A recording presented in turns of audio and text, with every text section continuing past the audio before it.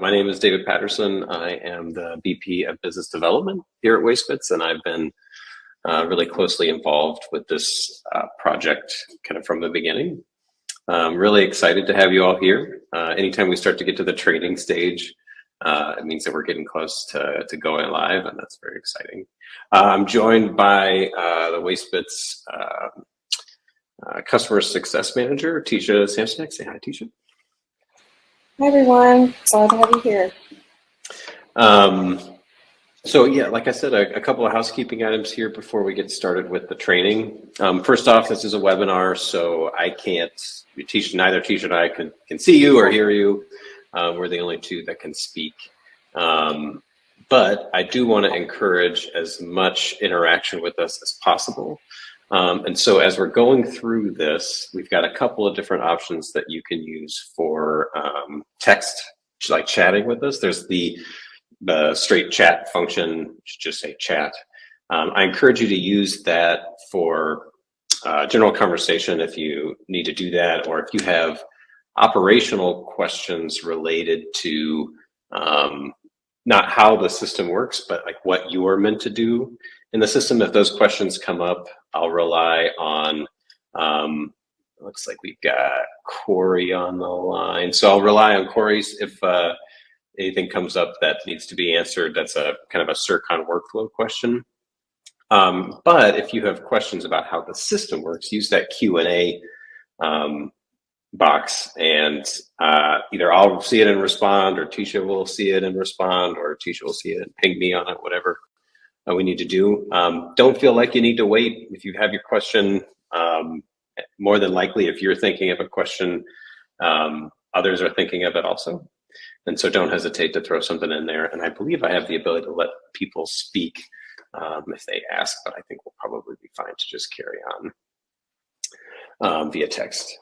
And so this is being recorded, and if you've registered, even if you don't attend, at the end of this, you will get, I think tomorrow, I think it takes 24 hours to arrive, but you'll get an email tomorrow with a link to view this, and you can share that around, obviously. If somebody couldn't register or couldn't make it today, or if you need to drop off early, never fear, you'll have this for viewing later. Okay, well, I think we're gonna start then. We've got just about everybody who's gonna make it, I think. So first things first, I wanna talk through really what this system is. And so right now I'm looking at what we call your staging environment. This is where we've been doing all of the work to configure the profile to make sure it has the right questions. We've imported a lot of your companies, your customers, and their physical locations and users for this environment. This is not your live environment. If you see here at the top, it says circon.staging.wastebits.com. When we do go live in your production environment, it will just be circon.wastebits.com for the login. So if you see that at the top, don't worry, that's meant to be there. I'm going to spend most of my time today in the training as a CIRCON employee, but I will log out at one point to display what the workflow looks like from the generator's point of view as well. The first thing that I want to orient you all to is this dashboard.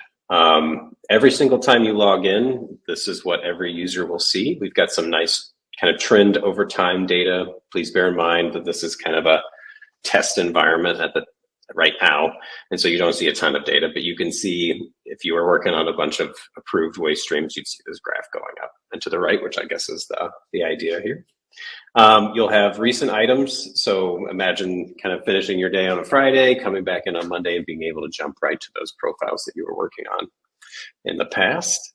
Some other handy widgets that has to do with the site or sites that you have access to. Right now, we've just got the 2 Avon sites set up here. My user has access to both of them.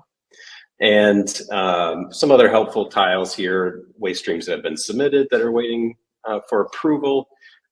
Throughout this training, you're going to hear me say the word profile. You're going to hear me say waste streams. Please understand that those are kind of interchangeable. And so don't let waste streams confuse you. Profile waste streams, the same thing. Expiring waste streams, again, just kind of helpful to jump to those waste streams that might be expiring, say, in the next 90 days. You are able to customize this, and so if you want to kind of reorganize where the trend data is, or if you wanted to say turn off the help links, maybe you don't need that there, just click save and then go back to your dashboard and you can see things have reoriented. Okay, that's going to cover the dashboard. The next thing that I want to do, and I put this at the beginning for a reason, and I'll probably say it again at the end, but WasteBits is really here to help support this group in any way that we can, and that's a big reason why Tisha's here today as well. But under this, right now, I set this up to avoid confusion. I said my first name is David and my last name is WasteBits Support, but this would say your name. We've got the support tab, and I want to highlight this first. So as you all are working in this new system, I'm sure that there will be times when you need some help, whether from a live chat or a phone call or an email, or just looking at some help articles. And so right under the support tab, which is the first option under your name, you see this documentation button, view online documentation. I've got that tab already open here. This is the WasteBits Support Center. We call it our knowledge base. But essentially, it's the tips, guides, and tutorials that you may need in order to use the system. We've got our most popular articles here at the top. If you're a new facility user, for example, if you click on this, you're going to get a whole list of articles here, all with kind of how-tos and everything that you would need to know to get started. But we also have, say, a generator startup guide. So if you're working with a new generator who's going to be using the system, you might think to send them this article so that they can get into the system and learn how to confirm their account, learn about the different types, create how to get a waste stream created, all that good stuff. So we definitely have a lot of this, and Tisha on my team here kind of owns this space. So if you see anything there that's not right, it's Tisha's fault. At any rate, so other ways to get in touch with us. So WasteBits support, obviously we've got in-app live chat. Here, there's Tisha. This is just a test environment. Our response time is not a few hours. Our support hours are from 8 a.m. to 4:30 p.m. Eastern time. Hopefully everybody on the call most likely is on the Eastern time. But during that time, you can call us, you can email us at help@wastebits.com, or you can chat with us live. And typically our fastest response time is via that chat. So if you've got a question or if you need to get something sorted out right away, I recommend that, or giving us a phone call.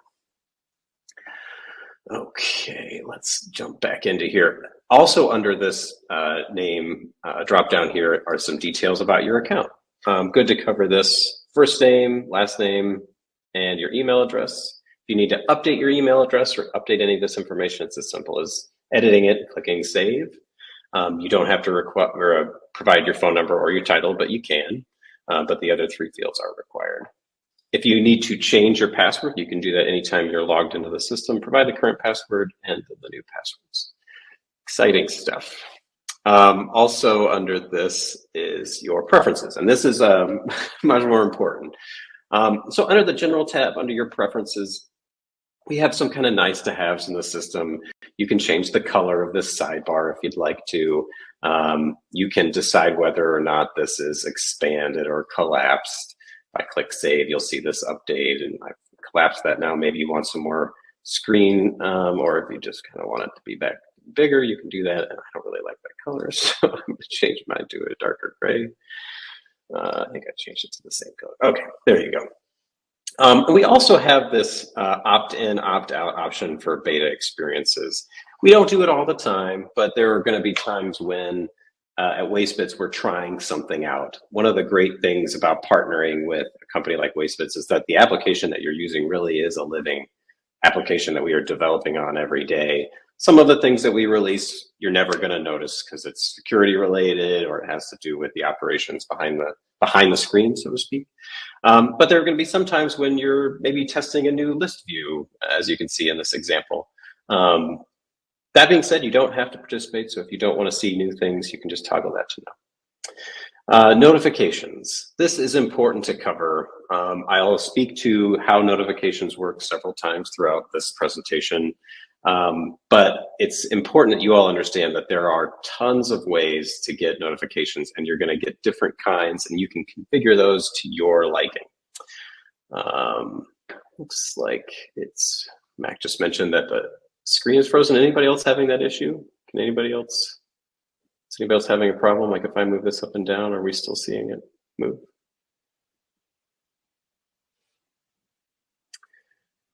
I'm not sure, Mac, if others are experiencing the same thing. I don't see any issues on my end. Might be a reset issue on your end. I'm not sure.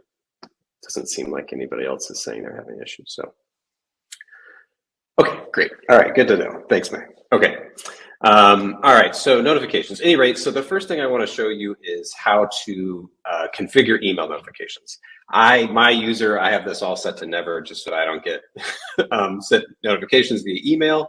But you are going to probably want to have these things turned on, and they will definitely come when you first log into the system. They will come turned on. And you have three options for your email notifications. Never, which is what you're seeing now, is exactly what it sounds like. You're never going to get email notifications related to these approval things or comments or client authorization requests, user account requests. I'll get to those later. Daily is a once a day aggregated email that contains a breakdown of everything that's happened for the profiles, for the sites that you are associated with.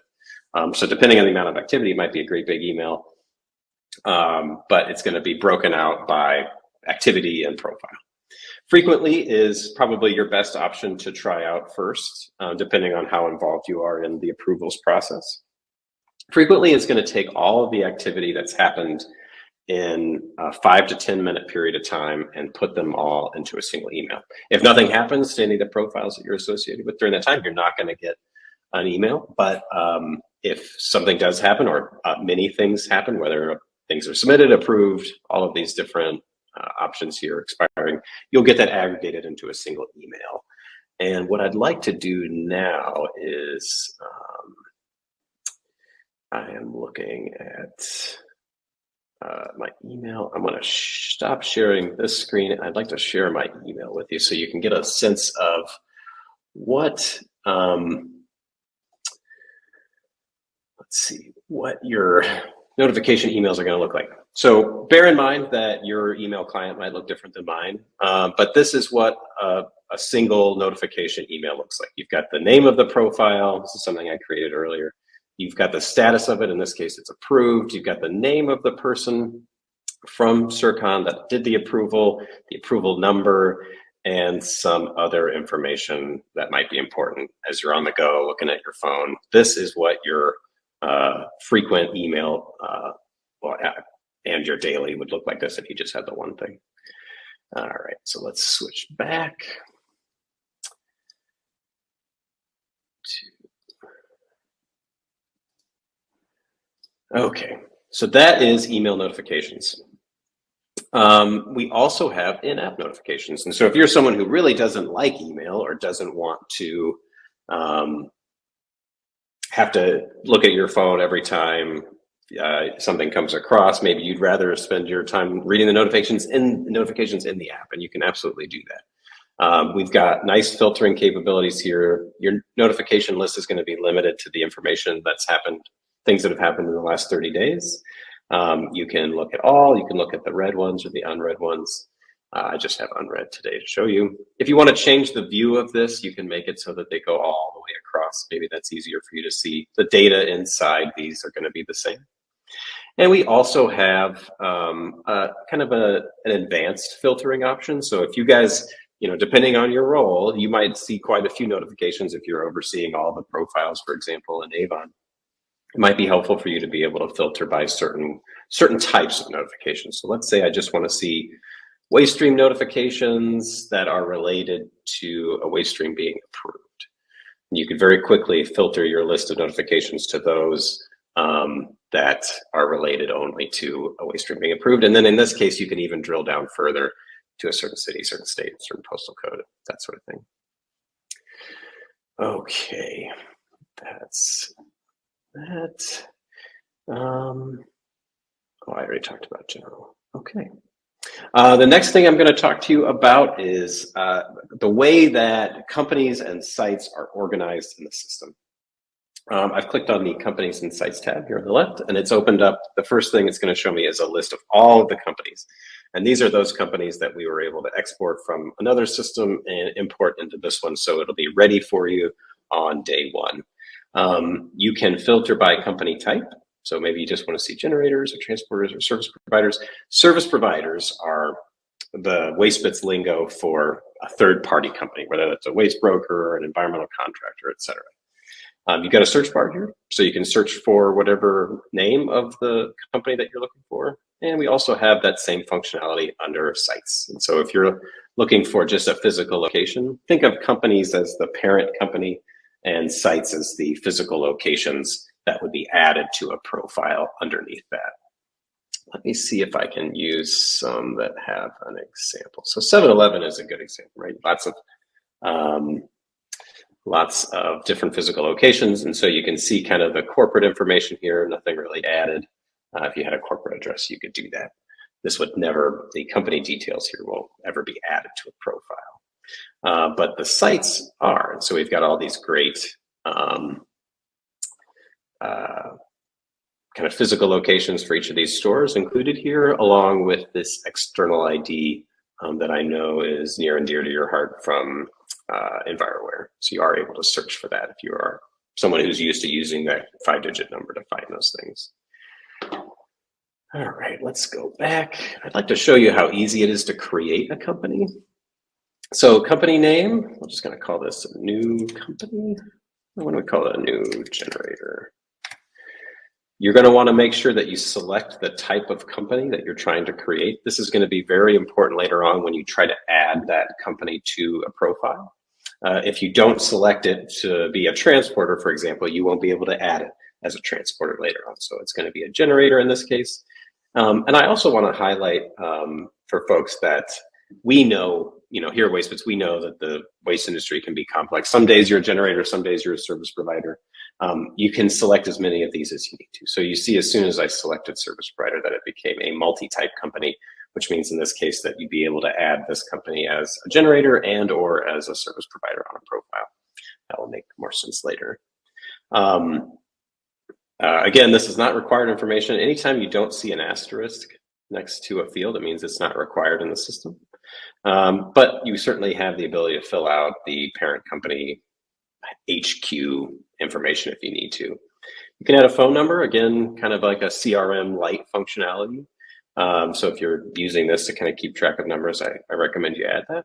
And you also have this notes field. I want to speak to this specifically here because I think that this is one of those that could cause some questions or concerns. The notes field is only viewable in the application for folks from CIRCON. So you don't have to be concerned that a generator is going to log in, click on their account, and see that you have written notes about them. They're a VIP customer or they're behind on a bill or whatever it is. This is just a simple text field that you can enter handy information about this account if you need to. And again, you would be the only person able to see it. All right, let's jump back in. I think I'm using this one in the group. So this ABB automation, you can see it's a generator. You can see all the users in it. This is the one I created for this demo. You can see the last time I logged in. You can see my role. You can see my email address. And if you click on it, you'll get kind of the full spread of information. You can even see the notification preferences that have been set. So if you get, I don't know, if you're on the sales side, for example, and you get a phone call from a customer that says, hey, we're using your new system. We love it, but we're not seeing email notifications. You can really come in here quickly and see if they even have them turned on. Kind of handy. And obviously, if you need to edit it, you can do that, and you can always deactivate a user. We know that people leave jobs, things happen. Maybe they just don't need access to the portal any longer. This is your portal, your data. You're able to deactivate these folks when you need to. I was highlighting how to set up a site. Forgive me. So if you have already an existing company, you can go under the Sites tab and you can create a new site. maybe there's a new location for ABB in this example, you are able to do that. Create new site. You're going to see a lot more required fields here. We really stress the need for data at the site level because this is the information that's going to be added to a profile later on. Okay, site name, phone number, address information, postal code. We also have this generator category. If you need to keep track of their generator type, the only real difference that you'll see as you toggle through these options is that when you get to a very large, it looks like we changed that. We used to require the EP ID. We don't any longer. That's probably good. But at any rate, you can add that information, state ID, external ID. Bear in mind that external ID is where you're going to be adding that EnviroWare account number. And so if you are someone who's setting up new accounts, keep in mind that external ID just means that's where that 5-digit code goes. And again, you can have notes at the site level as well, totally invisible to anybody but yourselves. I mentioned users, and so I wanted to quickly show you what a new user welcome email looks like, so you guys have a sense of what that looks like. Bear with me, I'm gonna, sorry, this is painful. All right, so again, this might look a little bit different than my email client on yours, but you get this nice branding here at the top. You get that the person's name that you're inviting to the system. You get the name of the person who has invited them in, and all they have to do is click here to confirm their account. And then they're taken to a view where they can set a password and log in. All right, let's jump back in here. Okay, enough of the boring stuff. Let's jump into waste streams or profiles. I've clicked on the waste stream tab here on the left-hand side, and I want to highlight a few things for you. This is what we call the waste stream list view for the 2 sites that my user has access to. These are all of the active profiles here in any status. But you do have the ability to filter by status.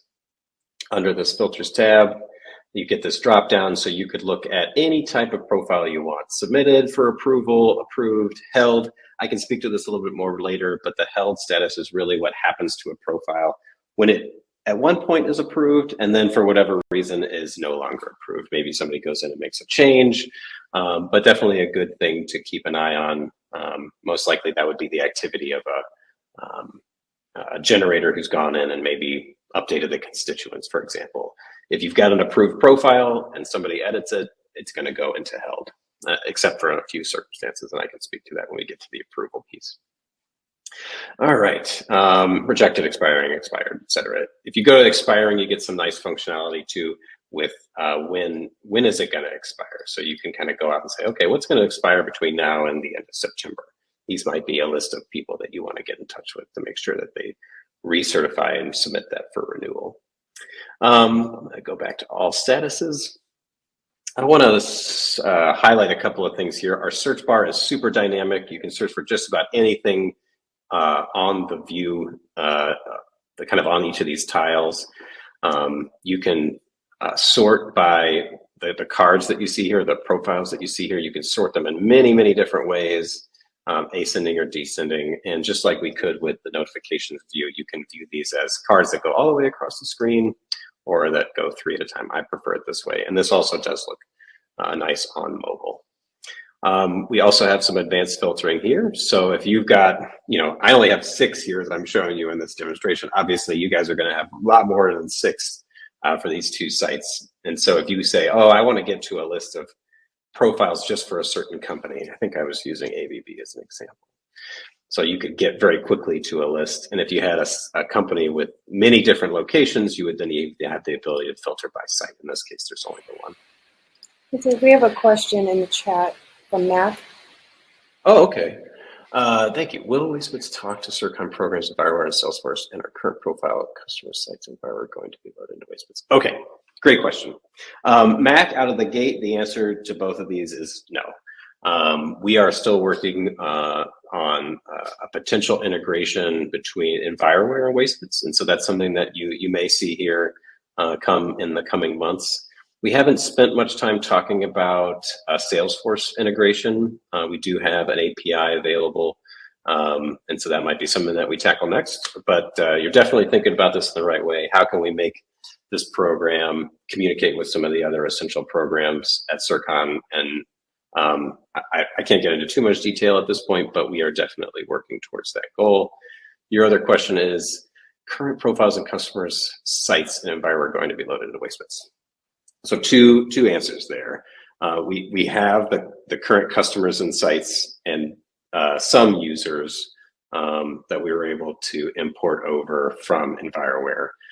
Current profiles in EnviroWare are not viewable. You've really hit on kind of the two next things that we're working on here, and I'm not sure that we have like a firm priority list between these two. I encourage you to speak with the other folks here on the line in terms of how that should be pursued, but we've definitely talked about and started to scope the ingestion of all of your legacy. I think we had a call yesterday. Corey, I think was it yesterday we were talking about this, like 181,000 profiles over the last 10 years. And so that's definitely something that we're talking about doing. The goal is to have both of what you're describing completed here, but we just have some kind of preparation and planning to go. Hope that answers your questions. Okay. Tags, and then I'm going to create a profile. So very quickly, looks like we don't have any tags set up here, but when I go into here, let's just skip that part, and I will go in. I'm going to log out of my CIRCON person, and I'm going to log in as my ABB generator person, so you all can see what that looks like.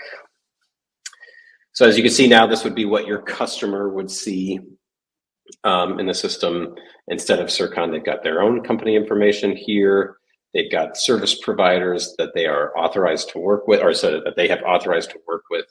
I should spend a couple of minutes talking about that. So one of the cool things that we were able to do with the data that we got out of EnviroWare was pre-populate or pre-authorize all of the service providers, that's those brokers, contractors that have worked with a generator in the past. And so 90%, or who knows, maybe even 100% of what existing relationships between generators and the service provider third-party entity are already going to be accounted for.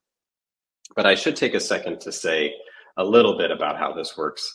Some of your customers, some of the generators that you all work with are probably not used to doing their own profile work. Maybe that's something that you guys do on their behalf, or maybe they're even working with this third-party service provider company type, that maybe they're used to them doing everything. Maybe even that person is signing on behalf of the generator, not just creating the documents, but signing on behalf. The good news is that our system, you are able to do that.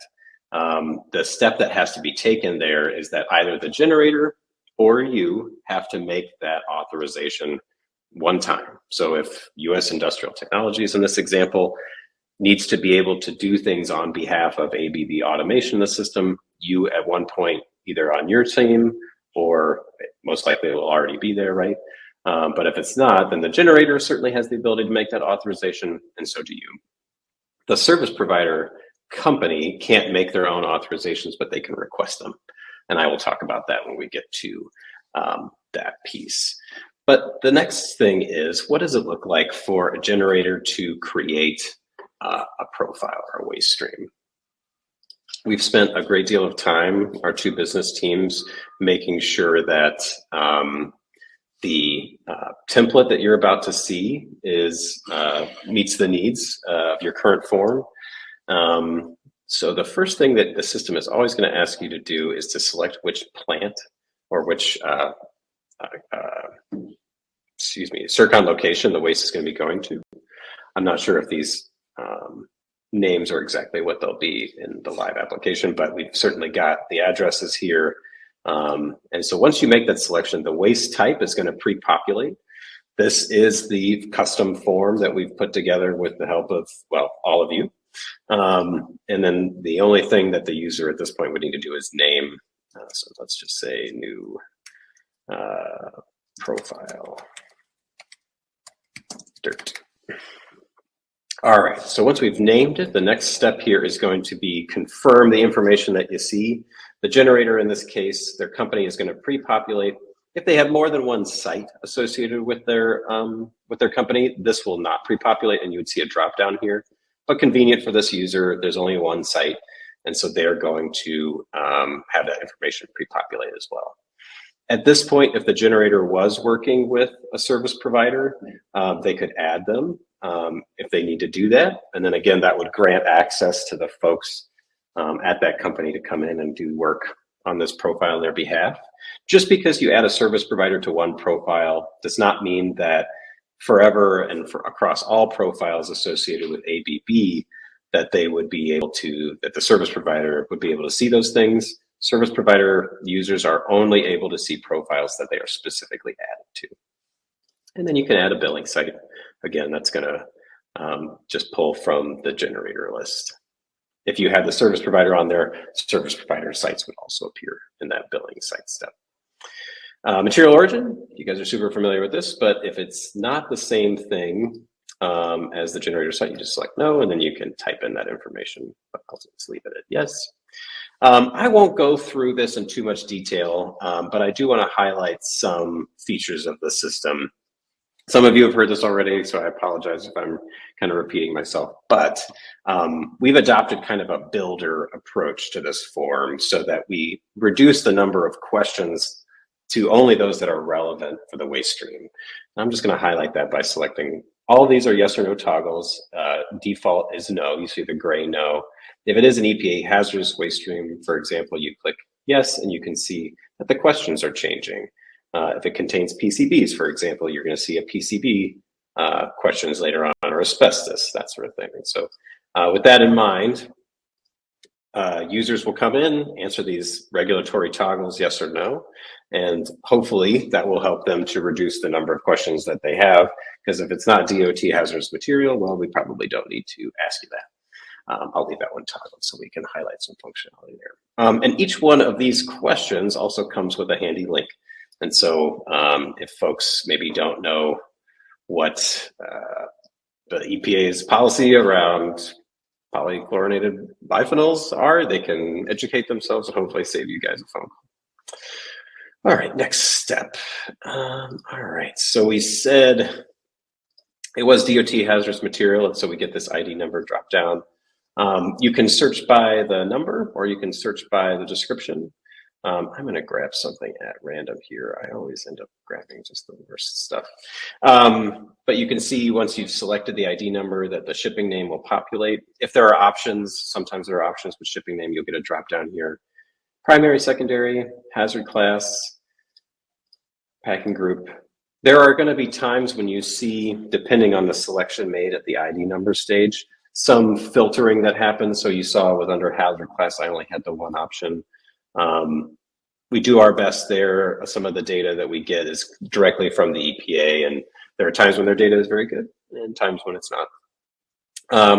Manually edit shipping description. If you ever find yourself looking at this shipping description and saying, you know, I know that there needs to be other information there, you can just click this and then type it in. Next step here is custom questions from your guys' form related to the material details, generating process, that sort of thing. Again, we link wherever necessary. You can see in this question, packing list is required. Please download the form and attach.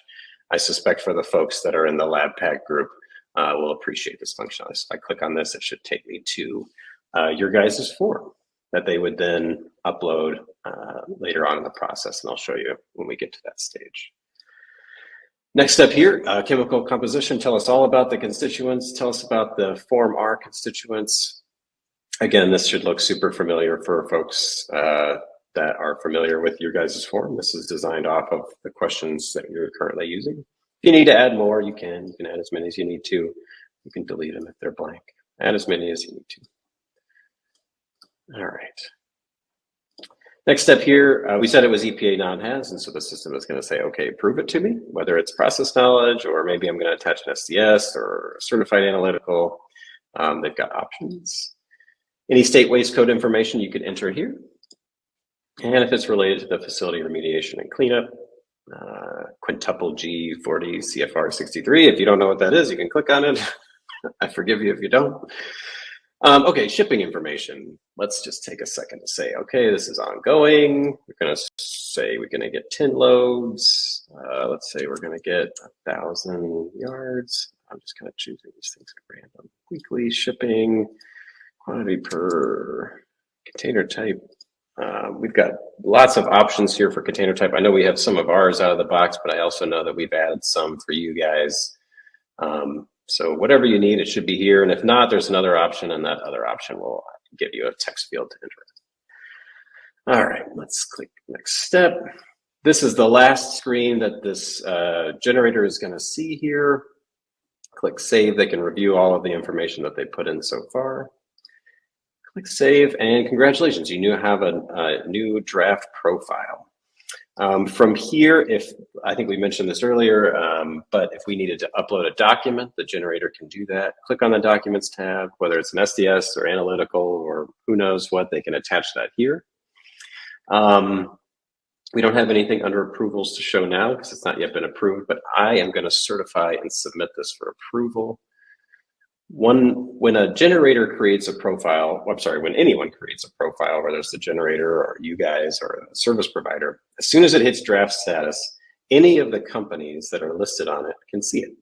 And so if you're ABB is kind of your customer, as soon as they click save on a draft, you could then see it in the system. Until they click save, that you can't see it. Okay, certify and submit for approval. This is an important step because this is what kicks the profile over to your side of the court, so to speak. So this is the certification statement. I type in my name, it makes a nice script, click certify and submit.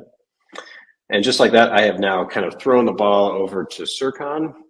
At this point, email notifications would go out if you've got that turned on. You would also get in-app notifications. While we're at this view, I want to highlight how comments work on a profile. So we've got this submitted profile. Maybe I'm the generator and maybe I'm nervous that I did something wrong. So I'm going to jump over to comments. I can add a comment.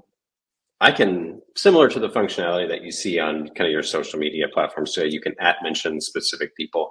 I can @mention people from my company. I can @mention specific people at CIRCON, or I can @mention the entire company, just as another way to make sure that it's clear who I'm talking to. And this is also going to direct email notifications and in-app notifications to the right people. If I leave this private to my own company unchecked, it will be viewable to anybody who has access to the profile. And this is true for you guys' functionality as well, not just a generator. But if I check this first, you get a little different color so that it's clear. And then I could have a note or a comment that only people from my company would see. And so as you are working in the system and getting familiar with it, if you guys need to have a private conversation about a specific profile or a specific customer, you could safely do that by clicking this button beforehand, and they will not be able to see it. So I'll just make a test comment. And just so that you can see, first of all, it does say it's private in this case, but I can also edit it or delete it if I need to. So if you ever make a mistake, maybe you want to pull that back through, you can do it. All right, I am going to jump out of my generator persona and log back in as my CIRCON person so you all can see what an approval looks like. So just to kind of hit home on notifications again, I just did this one as my generator. This is who I was logged in as, and now here it is. I get a note that says it was submitted. And if I click on it, it takes me right to it. And my call to action right here on the right-hand side, I can approve or reject it. You can see there are no comments because I deleted it. Let's run through some functionality here. This is submitted. Basically, at this point, it's my job to review it and make sure that it is either something that you can take or not. I click on details and I can see everything that was entered by the customer. Anything, you can see null means that nothing was added there. If I need to print this thing out, I can go to view PDF. It's going to take a second to generate the PDF. And when I open it, you'll see your branding here at the top. You'll see that it is in a submitted status. And then again, all of the information relevant to the profile. If you do have quite a few of these things that are being maybe signed on paper, we do have a workflow for adding that back in that I can mention quickly at the end if we've got time. But again, this is what the PDF would look like. Each one of these is going to come with a page count, the date that it was generated on, and this ID number, which is a specific number to the profile in the system. That way you never have any shenanigans with people shuffling paces around. You can always confirm.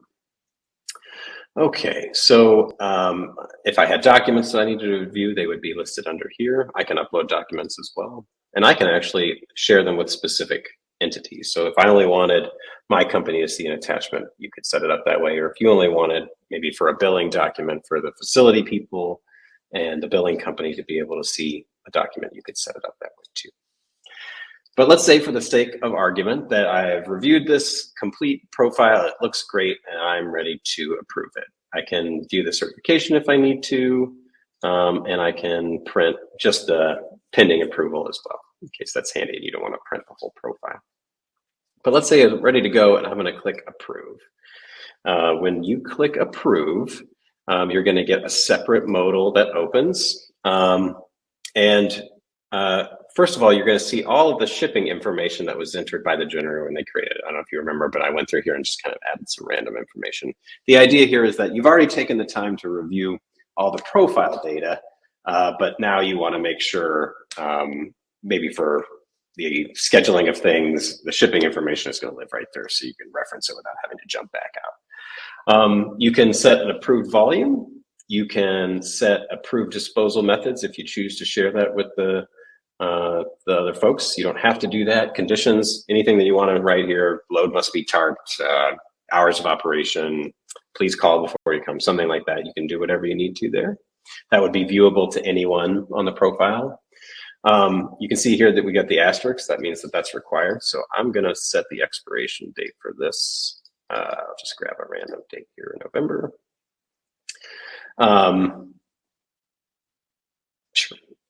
Price code information. This is stuff that's come right out of your guys' system. And of course you can type ahead and it'll limit that drop down to those information. Approval codes and profile notes. I think it's important to note here that the price code and definitely the profile notes, I'm actually not sure off the top of my head about approval codes, but certainly for the price code and the profile notes, those are fields that would only be viewable to CIRCON employees. So you don't have to worry about seeing that you're adding cylinder 18 price code, or if you wanted to make a profile note here, you could do that understanding that you're not going to be exposing any of that information to the customer. So I will click approved, and you can see I have this custom approval number. This is a format that we've worked with all of you on, or some of you on at any rate, over the last few months. And so this is going to be specific to the site and the day and the number of approvals that have happened during that time. Let's see. If you ever need to edit an approval, you can do that. Certain fields can be edited without taking it out of an approved status. So if you click on edit, you can go back through and maybe bump out the expiration date a month without bothering anybody. There you go. If you ever need to immediately expire something, maybe there's some extenuating circumstances going on with a generator or service provider, you can do that right away. And I mentioned this earlier, this other option that we've got here, which is upload certification and submit for renewal. We know from our work in the waste industry that there are going to be times when a generator or a service provider, or whatever the circumstances are, that they cannot or don't log into the system. In that case, maybe you're printing out an unsigned document. There's pen and paper signing it.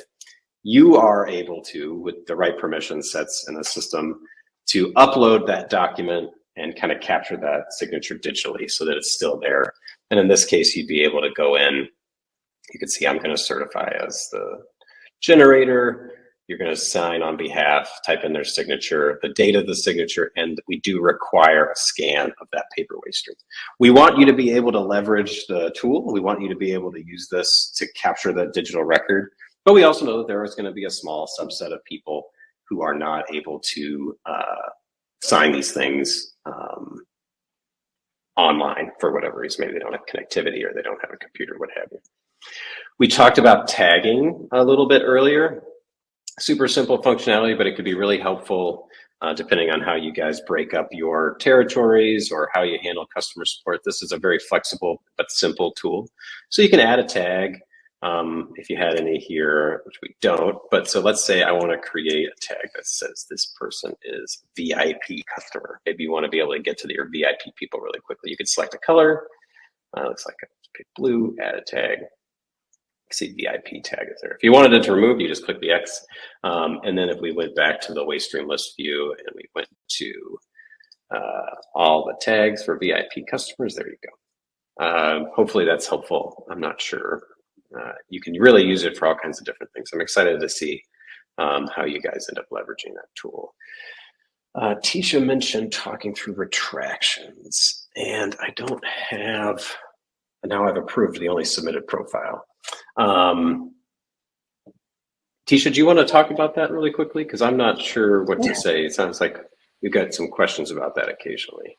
Yeah, so I do get some questions about, say on the generator side, they want to edit, but they can't, it's in submitted status. So you can't actually edit while it's in submitted, so they have to retract. So that's a good use case for that retract button that you saw earlier on the approval tab.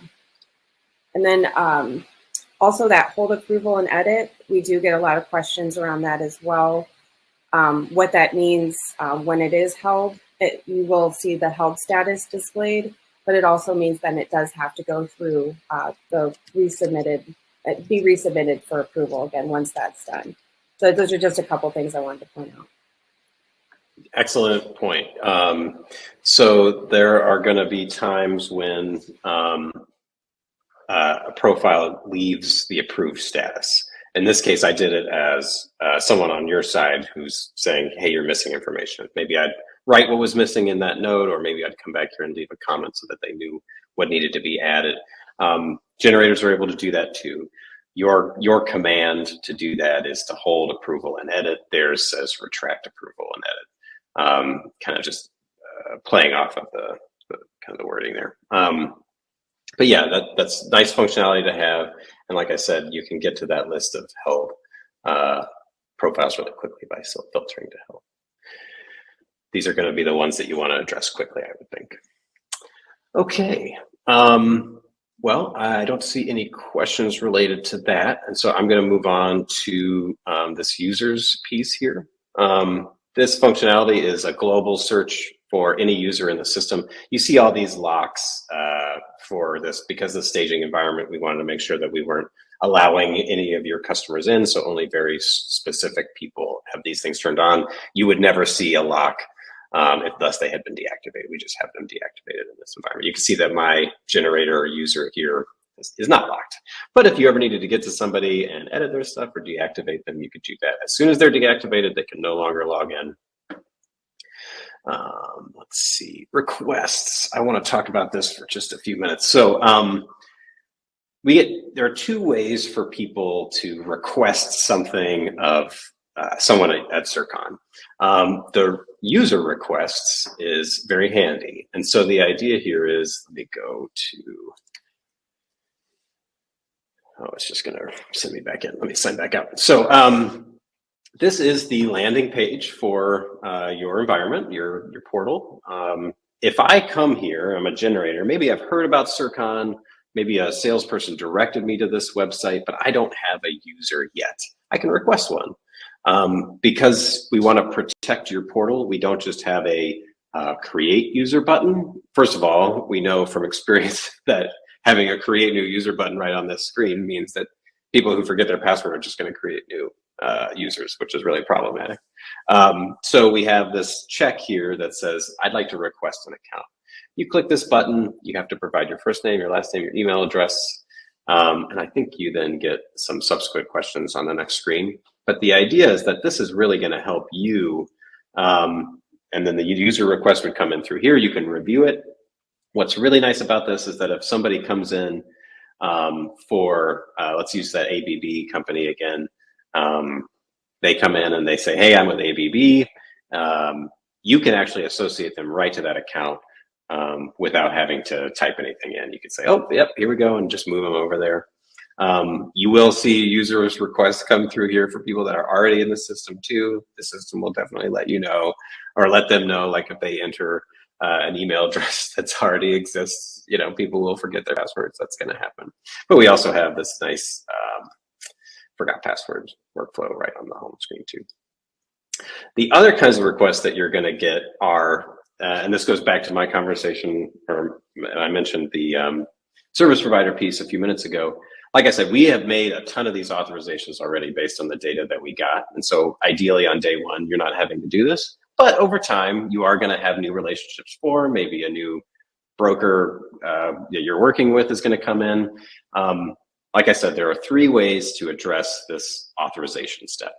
If that third-party company needs to do things on behalf of a generator, where it's creating a profile or certifying it and submitting it for approval, what have you, if that company needs to be able to do things on behalf of the generator customer, they have to, one time, be put through this authorization step. The generator can go in and click authorize, super easy.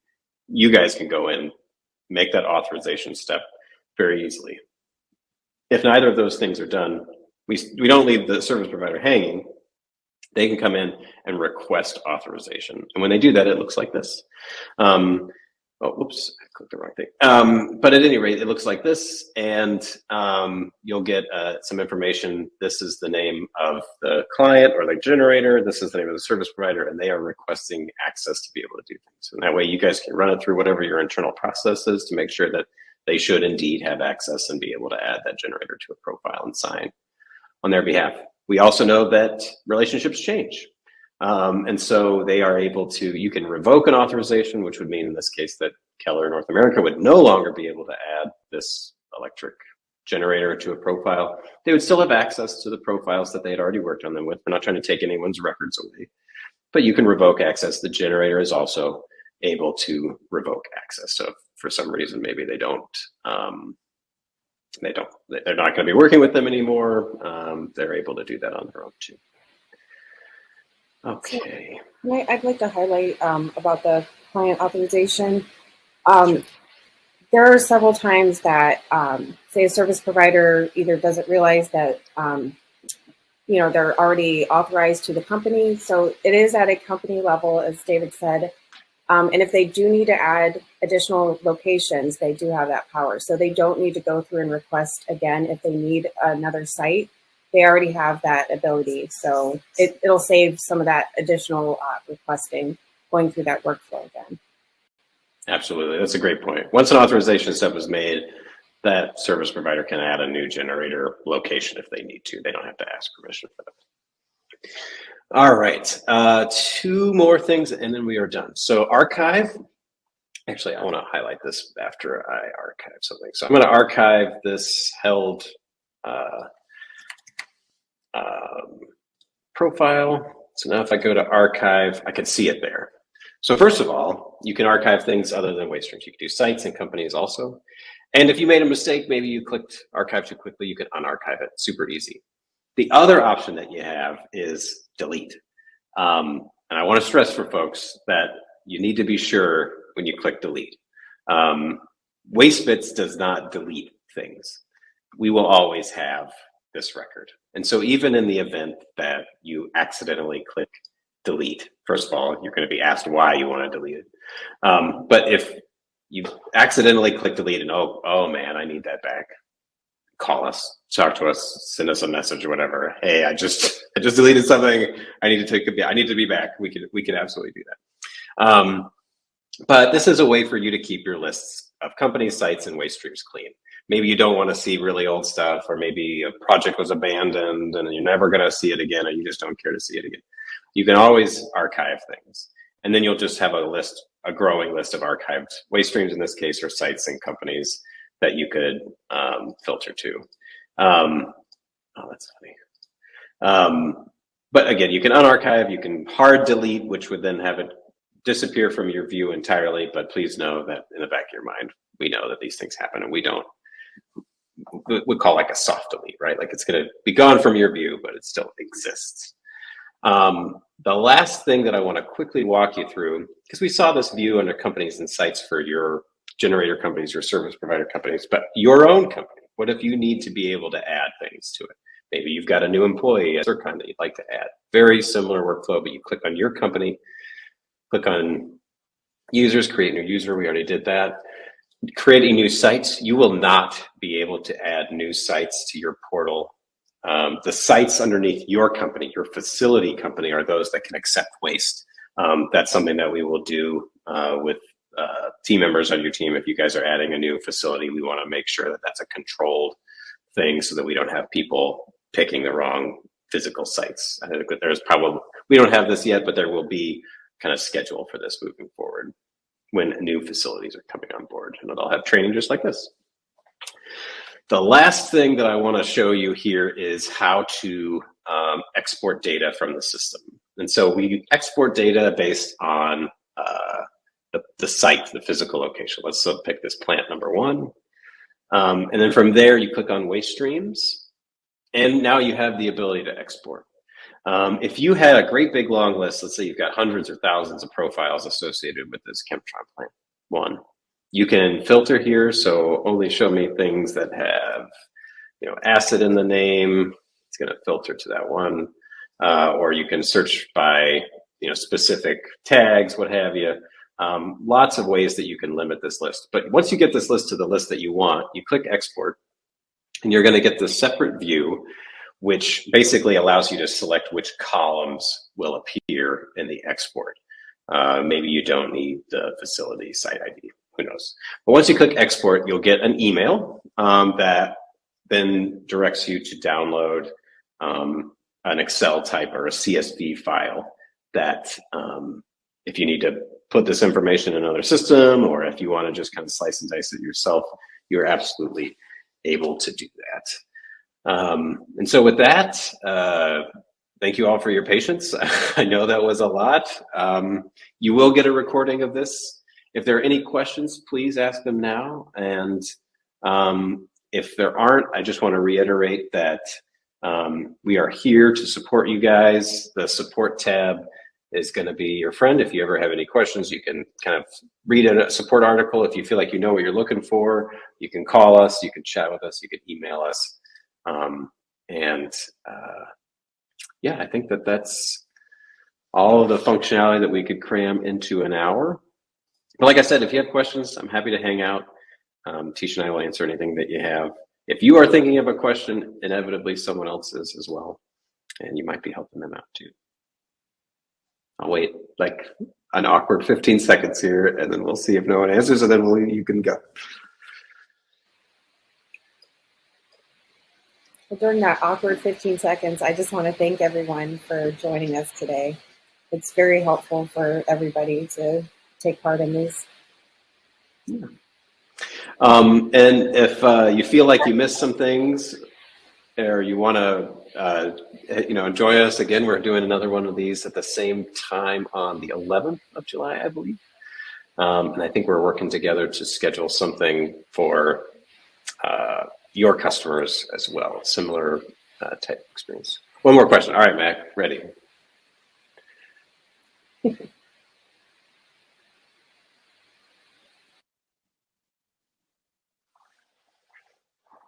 Let's see how fast Mac can type.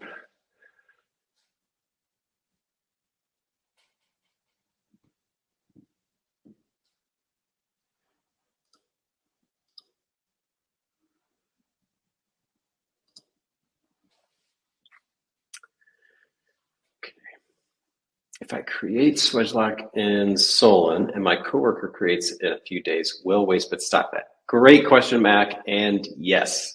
So how would I show you this? Okay, let's say 3D service. All right, we're going to use that as an example. Create company. We know we just saw 3D service. Oh, look, company name already in use. Don't create it. Actually, you can't create it. The system will prevent that. We do not have the same check on sites. So sites could have the same name, and I think that makes sense. But if someone were to try to make another 3D service, for example, the system is going to say, nope, looks like it already exists. That being said, if they tried to make a 3D service with the 3 spelled out, or maybe it's 3D services, that's not going to be, that would not be unique at that point. So there's probably going to be times when it still happens, but for the most part, we're hopeful to be able to catch those things. Brian has a question. I'm not sure if you can see it. Yeah, I can see. Let me see here.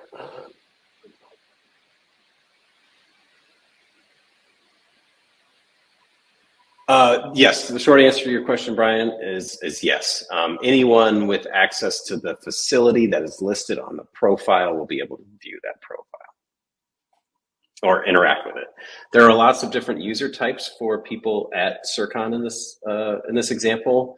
I will be working with Corey and Derwin on getting everyone set up to the right permission level. Some people will be able to do things that others can't, but at the very least, you will be able to see. It's not like just because such and such a sales rep is assigned to it that you won't be able to see it. All right. Well, we kept it to an hour. I thank you all for your patience. Like I said, join us next time if you want to see this again. You will get a recording of this tomorrow around 1 o'clock. So if you need to watch that, absolutely, you can share it around and you will be able to do it. If there's nothing else, I really appreciate everyone's time today, and I'll let you go. Thanks, Tisha. Thanks, Corey. Thanks, everybody. Thank you, everyone. Bye.